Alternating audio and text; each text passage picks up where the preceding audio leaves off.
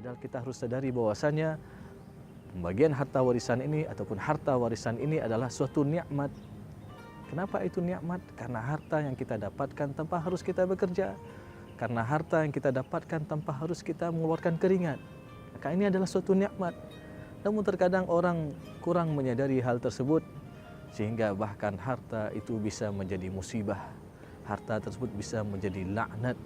Bahkan ada dua orang yang bersaudara, yang sekandung, tidak lagi berbicara karena sepetak tanah. Ada dua orang yang bersaudara kandung, tidak lagi silaturahmi. Bahkan ada di antara mereka yang sampai melakukan mengancam, bunuh, membunuh dan lain sebagainya.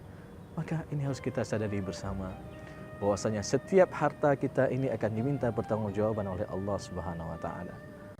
Bahkan Rasulullah mengatakan lan tazalu qadama ibnu adam yaumal qiyamati hatta yus'ala an arba'. Tidak akan bergeser kaki seorang anak Adam di hari akhir nanti sampai dia ditanya 4 macam perkara. Yang mana salah satunya adalah an malihi, tentang hartanya, min aina iktasabahu, dari mana dia peroleh harta itu, wa fima anfaqahu, dan kemana dia belanjakan harta itu. Banyak orang yang ingin mendapatkan harta, banyak orang yang ingin mendapatkan uang, ya, tapi dia tidak memperdulikan lagi dari mana dia memperolehnya, apakah dari cara yang halal ataupun dari cara yang haram.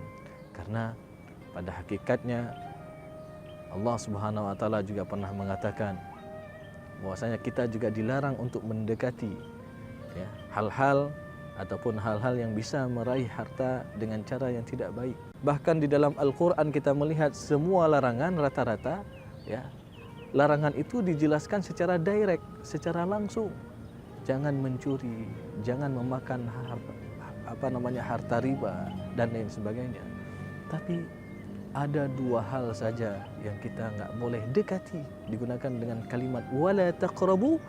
Yang pertama wala taqrabu zina, karena apa? Nafsu cenderung akan melakukan perbuatan-perbuatan yang tidak baik. Dan yang kedua wala taqrabu malal yatim illa billati hiya ahsan.